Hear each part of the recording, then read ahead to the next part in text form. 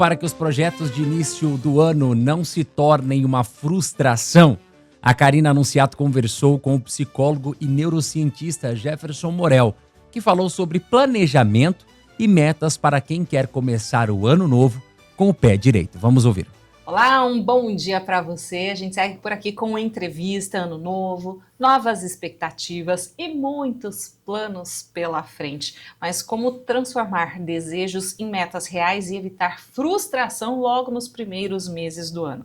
Sobre planejamento, organização emocional e a importância de colocar objetivos no papel para começar o ano com mais qualidade. A gente conversa agora com o psicólogo e neurocientista Jefferson Morel. Um bom dia, seja muito bem-vindo. Bom dia a todos. Vamos começar então falando, sobre essa chegada do ano novo que costuma gerar tantas expectativas nas pessoas. Por quê? As pessoas têm o hábito, de planejar e algumas não.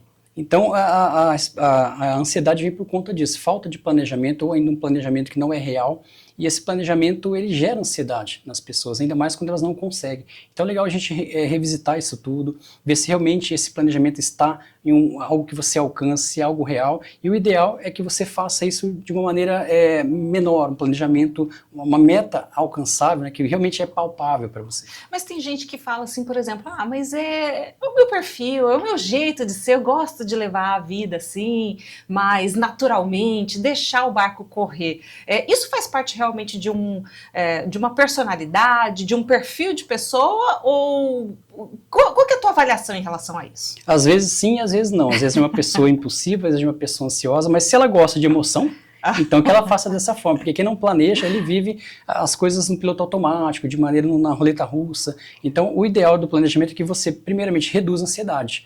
Você ativa a região responsável, que é o córtex pré-frontal, que é responsável por planejamento, foco, atenção, esse sistema inibitório de você frear na hora certa, de você recalcular algumas coisas. Muitas vezes você faz um planejamento, mas no meio do caminho é preciso recalcular as coisas. Então, se você gosta de uma ansiedade mais controlada, então você planeja. Se você não gosta, aí deixa a coisa vai na montanha-russa. Isso, vai na montanha-russa das emoções. Mas aí também chega no final do ano, talvez, se não conseguir alcançar aquilo que planejou, ou tinha como objetivo, não dá para se cobrar demais, né? Exato, aí o final do ano já vem assim, ele já chega nessa questão aí que a pessoa já chega com um córtex pré-frontal, que eu tô falando da região que responde por isso, que é o que deixa a gente bem alinhado com essa questão. Ele está cansado e pressionado. E aí a gente tem o ano que já, pressões, festividades, comparações, aí começa a atrapalhar toda a meta da pessoa e ela começa a se confundir. Você está falando bastante sobre planejamento, mas esse planejamento, muitas vezes, ele não pode gerar mais ansiedade ainda? Ele não, pelo contrário, ele gera mais segurança. Ele gera muito mais foco e concentração, porque você sabe que você está fugindo do teu planejamento.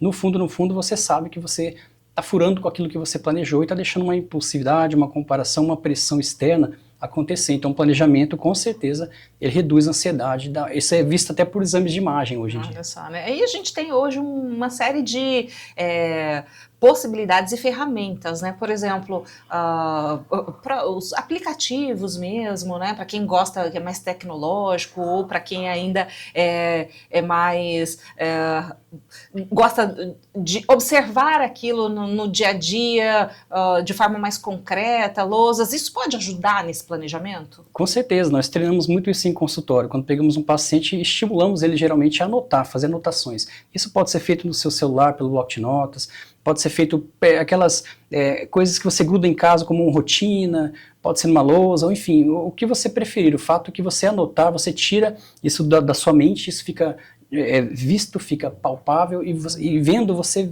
consegue perceber como fica concreto, que muitas coisas é como ansiedade, treinamento de ansiedade. Os pensamentos, eles surgem muito perigosos, não tem solução, bem grandões. E quando você coloca no papel, eles murcham.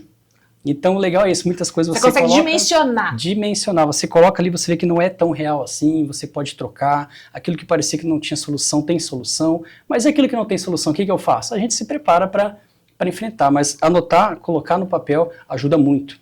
E aquela situação assim, de muitas pessoas que fazem listas, uma meta de listas, que elas acabam não conseguindo cumprir muitas vezes, Onde que essas pessoas elas costumam errar nesse processo?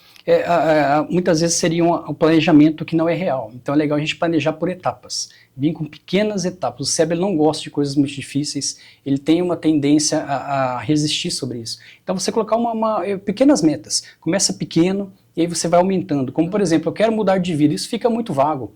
É legal você ser mais concreto, eu quero mudar de vida, ok, então o que você quer? Eu vou começar a caminhar 20 minutos 3 vezes na semana. Eu quero parar de procrastinar, muito vago novamente. Então eu vou pegar toda segunda-feira, vou fazer um planejamento da minha agenda. Eu vou abrir toda segunda-feira, 10, 15 minutos, 1 hora, e vou planejar a minha semana. Vou pensar sobre isso. Essa procrastinação, né, para quem não está muito ligado no termo, é aquela enrolação básica, né? Exatamente, é você deixar coisas importantes para depois. Isso é legal, procrastinar é uma coisa muito comum.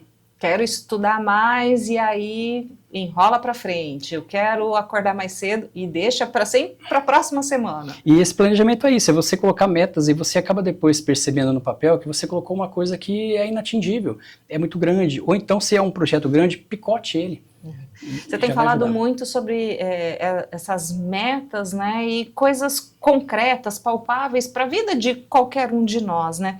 Como alinhar essas expectativas com a realidade para evitar também a autocrítica, né? Tem muita gente que acaba, inclusive, sendo injusto consigo mesmo. Exato, isso é bem importante, porque entra uma questão aí de autocompaixão, e a gente treina muito isso. Autocompaixão nada mais é do que você ser seu melhor amigo, você saber dar conselhos para você. Perceba que muitas vezes as pessoas nesse perfil dão muitos bons conselhos para os outros. Mas quando chega a vez dela, ela pega suas metas ali e começa a se cobrar. Então pense sempre assim, meta que você anotou, o seu planejamento, ele não é algo imutável. Então você pode muitas vezes recalcular aquela rota ali. Aí a comparação injusta que você perguntou, mesmo muita gente ensina, olha, a melhor comparação que tem justa é com você mesmo. Eu ainda digo, essa ainda muitas vezes não é justa, temos que reavaliar. Porque às vezes você se comparou com uma época do ano, você está ruminando, frustrado com alguma coisa, mas você não tinha a maturidade, a experiência que você tem hoje. Então isso é muito interessante a gente avaliar também no momento atual que o paciente está vivendo e recalcular a rota com ele. A gente fala muito, e eu como filha, como mãe de adolescente, inclusive, né, sempre falo, tem o tempo de amadurecimento das coisas, né? Porque muitas vezes, principalmente adolescente, tem muita aquela euforia de querer imediatamente que as coisas se resolvam, né? Você acompanha também esse processo de amadurecimento, especialmente numa faixa etária como essa, de transição de adolescência? Com certeza, nós estamos em um mundo contemporâneo de psicopatologias contemporâneas, né, que são os pareceres psíquicos da contemporaneidade, que eu digo muito que estamos em um momento do tem que ser, tem que ter, tem que dar conta, um mundo muito imediatista. E os nossos jovens, nossas crianças, estão com essa dificuldade de resiliência, de passar por um simples tédio, hoje na era da tecnologia, como é tudo muito rápido. Passar pelo tédio, eu gostaria que você falasse um pouquinho mais. Essa a gente tem muita dificuldade de ensinar crianças olha, não tenho nada para fazer, mãe, eu não tô com tédio, mãe, e eles não sabem aquilo que a gente fazia antes, a gente acabava a luz, lembra? Na nossa época a gente acabava a luz, ficava correndo na rua e passava aquele momento tranquilamente. Hoje os nossos jovens e adolescentes não sabem, não conseguem por conta de excesso de estímulo. Então, por exemplo, ele te manda uma mensagem, ele viu que tem 2 pauzinhos, por que não respondeu? Sim. Por que não está respondendo? Por que não me fala? Então, essa dificuldade que está hoje, com habilidades socioemocionais, isso é bem interessante de ser trabalhado, e é uma grande dificuldade no consultório hoje. Jefferson, você falando isso, eu lembro daquele momento da vida, né, que muitas vezes, quando você está descansando, literalmente, ficar olhando nuvem passar, ou ver a formiga caminhando, talvez essa ociosidade que você está falando? Isso, é exatamente isso. As nossas crianças, elas... É uma faxina mental isso? Oi? É uma faxina mental? Olha, sim, é uma grande faxina mental, porque assim, não tem como a gente eliminar mais o que aconteceu hoje. A tecnologia é uma era que veio para ficar, e a gente precisa aprender a equilibrar. Então não é uma questão de se tirar, mas é uma questão de ensinar o equilíbrio. Isso é treinável, isso é possível treinar, ensinar para essas crianças habilidades socioemocionais, mas principalmente para os pais que não sabem lidar com as dores oriundas do crescimento e amadurecimento das suas crianças. Aí a gente tem uma pauta para um outro dia inteirinho para a gente voltar nisso, vamos conversar, a gente vai continuar conversando sobre isso. Bom, e voltando aqui para esse nosso planejamento de início de ano, né? Para quem já começou o ano se sentindo cansado e desmotivado, por onde começar? recalculando a rota, revendo, sendo mais justo consigo mesmo, trabalhando a autocompaixão, sendo o melhor amigo consigo mesmo, ele conseguir visualizar aquilo que é de fato algo concreto, é de fato algo real, é aquilo que ele está comparando, se ele não está fazendo nenhuma comparação, ele está atento a essas questões todas e fazer metas mais realistas para si mesmo. Esse é um momento muito perigoso, porque quem tem uma tendência à depressão, uma ansiedade, até gatilhos aí de atentados contra a própria vida, isso é um momento muito perigoso, porque acontece de a gente ter perdas, isso é muito natural, frustrações, isso faz parte da vida. Nós fazemos um planejamento, as pessoas muitas vezes acham que isso é chamado tecnicamente de pensamento ordenado, que é quando você imagina as coisas, calcula tudo, isso tem 9 passos tecnicamente para a gente dizer com os pacientes, e você começa a ver um por um, ele acha que a vida é controlável, ele acha que ele tem tudo sob o controle dele, e a vida não é isso, a vida é cheia de intempéries, e isso faz parte, e aí é uma questão de a gente avaliar se esse paciente está com um quadro já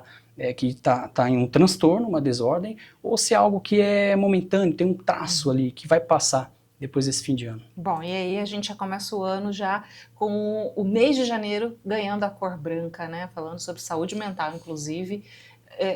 Tem muito disso nessa preocupação da campanha Janeiro Branco, por exemplo? Tem bastante. Isso, novamente, claro que a pressão é bem menos, mas a pessoa já entra no intuito ali de, olha, eu preciso me reorganizar. Esse ano ela já fez os balanços dela, muito provavelmente, e já chega meio que até pronto pra gente com aquelas frustrações. Fica mais fácil de trabalhar, de recalcular com ela. Mas o fato é que tudo é treinamento e repetição. Treinamento e repetição, isso sobe para a cognição. E a gente consegue trabalhar a estrutura funcional desse paciente de uma maneira mais justa com ele mesmo.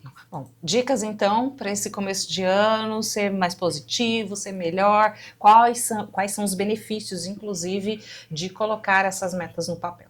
Primeiramente é a clareza mental que ela dá. Segundo, o planejamento, o cérebro não trabalha no modo automático, você planeja, você sabe que tem momentos que você vai, a impulsividade pode vir querer, as emoções vão dominar para que ela atrapalhe o seu planejamento e te dá mais controle. E é legal você sempre fazer a perguntinha, né? Nesse momento de planejamento, muita pressão, festividade, você sempre se perguntar, pergunta simples, né? É um desejo, uma necessidade, atrasar essa resposta, começar com metas reais. Ok. Quero agradecer muito sua gentileza mais uma vez com a Rádio Massa, trazendo sempre informação aqui pra gente. Obrigado a todos.